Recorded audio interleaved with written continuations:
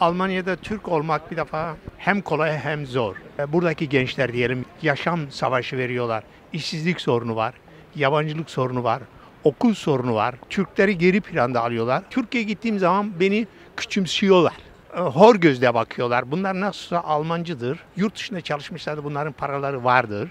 İstedikleri gibi burunlar havada, aslında öyle değildir. Vallahi çok zor bir şey. Sahipsiziz buralarda. Sürünüyoruz. Çöplerini bitirdik. Almanya'yı baksana cennet yaptık. Almanya'yı Almanya ettik. Şimdi Kanaka olduk. Vallahi Almanya'da Türk olmak çok güzel. Hiçbir şikayetimiz yok. Biz memnunuz hayatımızdan. Türkiye'de herkes birbirini kandırıyor, soyuyor. Burada öyle yok. Herkes hakkını her şeyiyle alıyor burada. İnsan gibi yaşıyoruz. 30 yıl öncesine bakarsan şimdi daha iyiyiz. Türk bürokratlarımız var, Türk doktorlarımız var, Türk polislerimiz var. Yani her konuda artık her yerde Türk var. Çok zor. Belki buraya adapte olamıyoruz. Onların sistemi var. Hukuk desen, adalet desen. Yani bunlar bizden çok çok önde. Bir 20 sene, 30 sene gerisindeyiz. Ben çok fakirdim oğlum buraya geldiğinde. Ayakkabısız geldim ben buraya.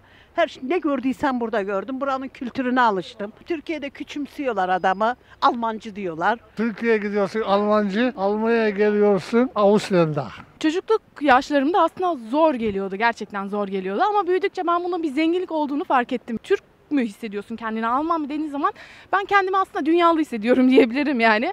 Ben kendimi Almancı hissediyorum ya. Ya zor bir şey de ama alıştık artık. Burada doğduk, büyüdük.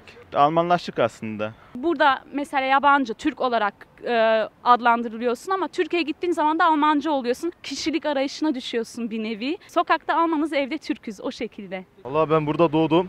O yüzden benim için zor değil ama Türkiye'ye gittim de bayağı zorlanıyorum. Buraya geldim de yabancı diyorlar. Türkiye'ye gittim de gene yabancı diyorlar. İki tarafta da sanki böyle kendimizi bir dışlanmış gibi görüyoruz yani. Almanya'da Türk olmak gurur verici bir şey bence. Bir aylığına kendi memleketine gidiyorsun, Almancı diyorlar. Adam sana fiyat söylerken ona göre söylüyor. Yerliye ayrı fiyat söylüyor, sana ayrı fiyat söylüyor.